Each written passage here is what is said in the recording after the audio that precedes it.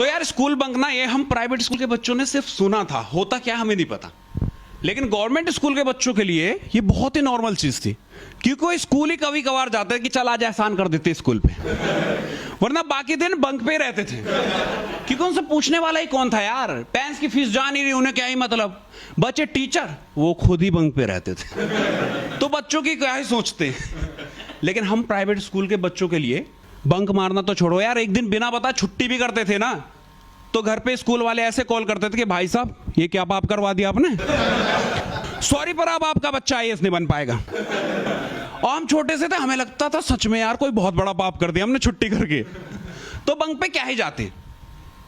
लेकिन फिर हमारी दोस्ती ना एक गवर्नमेंट स्कूल वाले बच्चे से हुई, जो हर दिन बंक पे जाता और वहां के सारे इंटरेस्टिंग किस्से आके हमें सुनाता कि हाँ हमने ये किया। हमने कहा वाह यार ये तो बहुत कूल जिंदगी जी रहा है। और एक हम प्राइवेट वाले गुलाम। इस पे मेरा दोस्त बाबे कहता है कि ओए अब हम भी इस गुलामी की बेड़ियों को तोड़ेंगे और बंक पे जाएंगे। मैंने कहा ओए बाबे ओए ये क्या बोल दिया भाई, सॉरी बोलो, सब वापस ले। हमें यहाँ एक दिन की छुट्टी भी करनी होती है तो एप्लीकेशन लिख के देते हैं, और तू ऐसे झटका मार के बंक पे जाने की बात कर रहा है। इस पे वो गवर्नमेंट स्कूल वाला दोस्त हंस पड़ा। सच में छुट्टी के लिए एप्लीकेशन लिखते हो तुम लोग, सच में गुलाम हो भाई। लेकिन उसकी इस हंसी ने ना मुझ में गुस्से के साथ साथ हिम्मत भर दिया। मैंने कहा अब चाहे कुछ भी हो जाए बंक पे जरूर जाऊंगा, क्योंकि बात अब सेल्फ रिस्पेक्ट पे आ गई है। कौन सी सेल्फ रिस्पेक्ट पता नहीं यार, 10th क्लास में थे, कुछ भी नहीं उखाड़ा जिंदगी में, लेकिन फिर भी अंदर से फटी पड़ी है भाई, बाहर से फुल हवा दिखा रहे हैं। और मेरे सारे दोस्त भी कि हाँ भाई बिल्कुल जाएंगे भाई, बात सेल्फ रिस्पेक्ट पे आ गई है, सिवाय छमिया को छोड़ के, क्योंकि उसकी बाहर से भी फट गई। कहता है तुम लोग जाओ यार, मुझे तो बस आके स्टोरी सुना देना, मेरे लिए वही बहुत है। और हमने भी उसे फोर्स नहीं करा, क्योंकि हमारा ही फर्स्ट टाइम था यार, जब हमारी फट रही थी तो उसका तो बनता था। तो फिर हम लोगों ने मिलकर प्लान बनाया कि इस सैटरडे हम सब बंक पे जाएंगे, और जो हमारा दोस्त है गवर्नमेंट स्कूल वाला गोलू, वो हमें गाइड करेगा कैसे कैसे जाना है।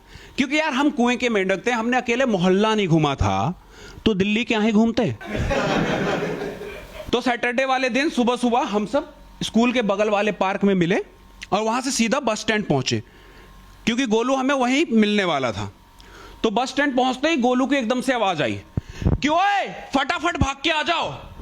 और वो तेज स्पीड में चलती हुई बस, जिसमें एक पैर रखने तक की जगह नहीं थी, उस पे एक हाथ से उसने रॉड पकड़ा और एक पैर रख के लटक गया। हमें लगा वो कोई स्टंट दिखा रहा है, हम रुक के ताली बजाने लगे। लेकिन फिर समझ में आया वो भी हमें ऐसे ही भाग के चढ़ने के लिए बुला रहा था। लेकिन हम प्राइवेट स्कूल के बच्चे यार, खाली रुकी हुई बस में भी चढ़ते वक्त गिर जाते थे, ऐसे बस में चढ़ते तो मौत कन्फर्म थी हमारी। तो हम लोग हिले तक नहीं। फिर वो वापस वहां से भाग के आया, क्यों क्या हो गया तुम लोगों को, जाने का मन नहीं है क्या बंक पे? इतनी खाली बस निकल गई। हम सबके मुंह से एक साथ निकला, ये खाली थी? बाहर तक बच्चे लटक रहे थे। तो कहता अगर एक पैर रखने की भी जगह है ना तो उसे खाली ही कहते हैं। और ये बात वो रिलेट कर सकते हैं जो दिल्ली के बदरपुर और संगम विहार जैसे इलाके से ना लाजपत नगर के गवर्नमेंट स्कूल में पढ़ने जाते थे, जब ब्लू लाइन बस चलती थी, ऐसे बाहर तक लटक के जा रहे होते थे। क्योंकि यार ड्राइवर ना बस रोकता नहीं था, क्योंकि ये स्कूल के बच्चे उन्हें 1 रुपए तो देते नहीं थे, फुल स्टाफ चलाते थे। ऊपर से कोई कंडक्टर कुछ बोल देना तो बहुत बुरी तरह मारते थे उसको। पर हम प्राइवेट वालों को ऐसा कुछ सीन का पता ही नहीं था, हम हिले तक नहीं। मैंने कहा यार पहले बस तो रुकने दे। तो कहता तेरा बाप क्या कोई गुंडा है जो बस आके रुकेगी? ऐसे चढ़ना पड़ता है। हमने कहा रहने दो फिर, ऑटो से चल लेते हैं यार। तो कहता पैसे है तेरे पास? मैंने कहा नहीं, हिम्मत है, चल कोशिश करते हैं। तो करीब 4-5 बस पे हमने ट्राई करा, और हर बार सिर्फ गोलू चढ़ जाए, हम उसके पीछे पीछे आधे किलोमीटर तो भागते रह जाते। फिर गोलू ने कहा ऐसे नहीं चढ़ पाओगे। उसने हमें कुछ ट्रिक बताया बस में चढ़ने का, और बोला कि अब मैं सबसे पहले बस में चढ़ जाऊंगा और तुम लोग अपना अपना एक एक हाथ देना, मैं खींच के सबको अंदर कर दूंगा। मैंने कहा ये मस्त प्लान है। तो प्लान के हिसाब से नेक्स्ट बस आई और सबसे पहले उसमें गोलू चढ़ गया। उसके पीछे था पंडित, उसने पंडित का हाथ पकड़ा और खींचा, पर पंडित खींचा ही नहीं। वो रोड पे बस के साथ साथ घिसड़ता हुआ चला जा रहा है। हमें लगा ये फिर से कोई स्टंट दिखा रहा है, हम रुक के फिर से तालियां बजाने लगे। पर थोड़ी देर बाद पंडित की चीख सुन के समझ में आ गया कि ये स्टंट नहीं, एक्सीडेंट। फिर गोलू ने उसका हाथ छोड़ दिया और वो लाश की तरह रोड के किनारे बिछ गया। हम भाग के पंडित के पास गए तो देखा उसका घुटना छिल गया बेचारे का, और फुल पैंट जो थी वो हाफ हो गई। आधी पैंट फट गई और हमारी पूरी गांड। हमने कि रहने दे भाई, हमारे बस की बात नहीं है, हम यहीं घूम के घर चले जाएंगे। तो गोलू कहता है कि एक और प्लान है मेरे पास, अगर तुम लोग बोलो तो। हमने कि बता भाई। कहता ट्रेन से चलोगे लेकिन उसके लिए तुम्हें थोड़ा पैदल चलना पड़ेगा। हमने कि भाई चल लेंगे यार, ये तो तू हमें पहले ही बता देता, खामखा हमारी ऐसी तैसी करवा दी। मैंने कि चलो फिर अब पंडित को घर भेजते हैं और हम लोग बंक पे चलते, क्योंकि पंडित बहुत तकलीफ में था, चीख रहा था, दोस्तों का सहारा लेके चल रहा था। लेकिन घर भेजने की सुनते ही एकदम सही से चलने लगा। क्या बस सिर्फ घुटना ही तो छिला, पैर थोड़ी ना कट गया। जो घर भेजने की बात कर रहे हो, मैं भी जाऊंगा बंक पे। मैं चलो फिर तो कोई टेंशन ही नहीं। तो फाइनली हम लोग लोकल ट्रेन पकड़ने के लिए स्टेशन की तरफ पैदल पैदल चलने लगे। और अभी भी फुल बकचोदी के बाद भी खुश थे हम लोग, क्योंकि एकदम आजाद परिंदे वाली फीलिंग आ रही थी। कि तभी अचानक से गोलू ने एक स्कूल के बच्चे को पीट दिया। ऐ भाई, हमने किसे क्यों मारा? कहता खौफ बिठाने के लिए सब करना पड़ता है। हमने किया अच्छा। तो हमारे आगे भी 2 स्कूल के बच्चे जा रहे थे, हमने उन्हें पीट दिया कि खौफ तो बिठाना पड़ेगा। पर गोलू की फट गई। कहता भाई इसे क्यों मारा? हमने कहा भाई खौफ बिठाने के लिए। कहता अबे तुम्हें नहीं पता सालो, ये 2 नंबर स्कूल के बच्चे थे, ये इनका इलाका है, कुत्ते की तरह मारेंगे, भागो। मैंने कहा अच्छा ऐसा कुछ भी होता है? कहता बहुत कुछ होता है, बिना मुझसे पूछे कुछ मत करना। तो हम फटाफट भाग के स्टेशन पहुंचे और वहां पे फिर डिसाइड करने लगे कि कहां जाए। तो गोलू कहता है कि आंदोलन में चलोगे कि एक तो लोकल ट्रेन के रूट में ही है, तो वहां से उतर के हम सीधा आसानी से पहुंच जाएंगे, फ्री का फुल खाएंगे, एंजॉय करेंगे और आ जाएंगे। क्योंकि तब ना अन्ना हजारे जी का आंदोलन चल रहा था और वो दिल्ली के रामलीला मैदान में था, तो आप सदर बाजार स्टेशन से सीधा पैदल पैदल जा सकते थे। तो हमने कहा चलो फिर ठीक है चलते। तो फाइनली लोकल ट्रेन आई, उसमें बैठे और आधे घंटे में हम सदर बाजार स्टेशन पहुंचे और वहां से पैदल पैदल रामलीला मैदान के लिए निकल गए। थोड़ी दूर चलने के बाद गोलू कहता है कि यार तुम लोग यहीं रुको, मैं फ्रेश होके आता हूं शौचालय से। उसके साथ जाट, पंडित और भाटी भी फ्रेश होने चले गए। मैं और बाबे वहीं रोड पे खड़े होकर बिल्डिंगों को देख रहे कि वाह सब कुछ नया नया सा लग रहा है। कि अचानक से बाबे कहता है क्यों है, मैंने एक कुड़ी लाइन दे रही हो, देख। मैं साला फिर शुरू हो गया। फिर कहता है एकदम से, ओए अब तो मैंने किस भी दे रही है, जल्दी देखो है। मैंने कहा तू बहुत बड़ा शाहरुख खान है ना, जो ऐसी चलती फिरती लड़कियां तुझे किस करने लगी। लेकिन जब मैंने देखा तो सच में एक लड़की किस दे रही थी यार उसे। मैंने कहा बाबे तेरी लॉटरी लगी है। मैं तुरंत ही पेन पेपर निकाला, ले नंबर लिख के फेंक दे। कि तभी एक और लड़की आई उस खिड़की पे और मुझे किस करने लगी। बाबे शॉक्ड, क्यों है सपना अपना तो न देख रही हम। साले गरीब, छोटी सोच, असली दिल्ली है ये, मॉडर्न लोग रहते हैं यहाँ, आम बात है। कहता तुझे कैसे पता? मैंने कहा मेरे भैया बता रहे थे कि इसी मोहल्ले के लड़के पागलों की तरह पीछे पड़े रहते हैं लड़कियों के। बाहर जाके देखो फुल ऑन इक्वालिटी है, अगर वहां लड़कियों को पसंद आए तो वो खुद जाके सामने से अप्रोच करती है। तो बाबे कहता चले बात करें। मैंने कहा चलो फिर। हम रोड क्रॉस करके उसके पास गए और उसका नाम ही पूछा था कि एक बंदा आ गया कि हाँ भाई क्या चाहिए। हमारी गांड फट गई। हमने कहा भाई ये तो लड़की का कोई रिश्तेदार है, पिटे अब तो। हमने कहा कुछ नहीं भैया ऐसी। तो कहता लड़की से क्या बात कर रहे थे? हमने कहा भैया कुछ नहीं, वो खुद ही बुला रही थी। कहता हाँ तो बताना फिर कौन सी पसंद आई, मिलवा देता हूं। मैंने कहा भैया ने मॉडर्न बताया था, इतना भी नहीं बताया था।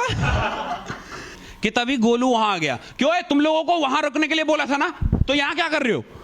मैंने कहा गोलू चुप रहे, अबे लड़की सेट हो गई यार। गोलू कहता अबे साले तुझे नहीं पता है कौन सी जगह है? मैं कौन सी जगह? कहता जीबी रोड है। हमें पता ही नहीं कुछ, हमने कोई सा भी रूट, हमें क्या। मुझे लगा ये साला हमें डरा के खुद का कनेक्शन जोड़ने की सोच रहा है। कहता है साले समझ, यहां तमंचे पे डिस्को होता है। पर मुझे यकीन नहीं हो रहा था। मैंने कहा यार सच में वो सब तो छुपा के करने की चीजें ना, ऐसे खुलेआम कब से होने लगा। कहता है ऐसा ही है बस। और सच में यार वहां कोई भी जाए ना फर्स्ट टाइम यकीन नहीं कर पाएगा कि ऐसा कुछ होता है खुलेआम, क्योंकि सामने पुलिस चौकी है, नीचे फुल मार्केट लगी हुई है। पर हमें क्या करना था, हम फटाफट वहां से निकले और सीधा आंदोलन में पहुंचे, फ्री का फुल माल खाया और एग्जैक्ट टाइम पे अपने घर पहुंच गए। किसी को कुछ पता नहीं चला, हम फुल खुश, संडे एंजॉय करा। मंडे को बहुत सारी कहानी के साथ स्कूल पहुंचे तो वहां अलग ही बकचोदी चल रही है। टीचर ने हमें प्रेयर से ही बाहर निकाल दिया कि जाके वहां खड़े हो जाओ। गंदे बच्चे, और कोई कुछ नहीं बता रहा, सब एक एक करके आते कि अच्छा यही लोग है क्या, शेम ऑन यू पीपल, और चले जाते। पर हमें समझ में आ गया था कि बंक की सबको पता चल गई है। और ये तो होना ही था क्योंकि हमारे ग्रुप का जो ब्रेन था छमिया, हम उसके बिना बंक पे गए थे। तो हमसे दो गलती हो गई। फर्स्ट ये कि हमने जो बंक के लिए मीटिंग पॉइंट रखा था ना, वो स्कूल के बगल वाले पार्क में रखा था। तो कितने ही बच्चों ने हमें सुबह सुबह देख लिया था। और दूसरी गलती कि पूरा ग्रुप ही एक साथ गायब था, तो टीचर को अपने आप डाउट हो गया। उन्होंने बच्चों से पूछा कि ये लोग क्यों नहीं आए हैं, तो लड़कों ने तो कुछ नहीं बोला, लड़कियों ने बोल दिया कि सुबह सुबह तो मैम हमने इनको देखा था, ड्रेस में ही थे, अब आए क्यों नहीं पता नहीं। फिर तो अपने आप ही सब कुछ क्लियर हो गया। पर हम लोग बेशरम बच्चे थे ऐसे भी स्कूल के यार। हमें प्रिंसिपल पनिशमेंट देके गई कि धूप में खड़े रहोगे। हम वहां भी जमीन पे बैठ के और लकड़ी के टुकड़े से जीरो कट्टास खेल रहे हैं और आपस में लड़ रहे हैं कि मैं जीता तू हारा। कि तभी अचानक से प्रिंसिपल मैम, मेरी क्लास टीचर, पीटीआई सर और दो फालतू के टीचर गुस्से में हमारी तरफ आने लगे। हम उन्हें देख के तुरंत ही खड़े हो गए। तो आते ही प्रिंसिपल मैम कहती है कि कल तुम लोग कहां थे। पर हमने अभी भी हार नहीं माना था। हमने कि हम आज के जनरेशन के स्मार्ट बच्चे हैं, यूं फुद्दू बना देंगे इस पढ़ी लिखी प्रिंसिपल को। हमने कि मैम हम कल स्कूल ही आ रहे थे साथ में कि अचानक से एक पागल गाड़ी वाला आया और पंडित को उड़ा दिया। तो हम लोग इसको हॉस्पिटल लेके चले गए, इसलिए नहीं आ पाए मैम। और तब तक पहले पंडित बिल्कुल सही था, ये सुनते ही फुल ऑन उसकी ओवर एक्टिंग चालू। पेड़ पकड़ रहा है कि बहुत दर्द है, बैठ ही जाता हूं। पर मैम गुस्से में थी, कहती है चल चोट दिखा। तो धीरे धीरे पैंट को ऐसे ऊपर कर रहा है और घुटने पे लाके रोक दिया कि अब नहीं हो पाएगा। पर पीटीआई ने गुस्से में एकदम से उसका पैंट ऊपर खींच दिया। तो देखा कि घुटने पे जरा सा खरोंच। मैडम कहती है अच्छा इस चोट के लिए तुम सब इसको हॉस्पिटल लेके गए थे। इस पे हमने कि मैम इसे देख के जज मत करो, गुम चोट लगी थी, डॉक्टर कह रहा था सही टाइम पे ले आए वरना पैर काटना पड़ता। ये सुनते ही पंडित हमारे पैरों पे गिर गया कि तुम लोग भगवान हो यार। हमने कहा ठीक है फुल ऑन ओवर एक्टिंग कर रहे हैं। और हमारी नौटंकी देख के पीटे गुस्से में आ गया कि ओए क्या नौटंकी है सब है, तुम लोगों को क्या हमारे माथे पे सी लिखा नजर आ रहा है। इस पे हम सब ने एक साथ उनके माथे को देखा और बोला कि सर अब तो मिट गया। अब सबके सब गुस्से में आ गए। प्रिंसिपल ने कहा फटाफट इन लोगों के पेरेंट्स को बुलाओ, ये नहीं सुधरने वाले। ये सुनते हैं हम प्रिंसिपल के पैरों पे गिर गए कि मैम ऐसा अनर्थ मत करो। पर पत्थर दिल प्रिंसिपल ने पेरेंट्स को बुला लिया। मम्मी आते ही मुझे देख के खूब तेज तेज रोने लगी। मैंने कहा मम्मी सॉरी प्लीज मत रो, अब नहीं जाऊंगा बंक पे। कहती नहीं देख तेरे को कितनी धूप में खड़ा रखा है, पूरा मुंह काला पड़ गया। मैंने कहा अच्छा इसलिए रो रही हो। माँ बहुत स्वीट होती है यार। फिर हमारे प्रिंसिपल ने लास्ट वार्निंग दी कि अगर नेक्स्ट टाइम से कुछ ऐसा हुआ ना, तुम लोगों को स्कूल से निकाल दिया जाएगा। Thank you guys.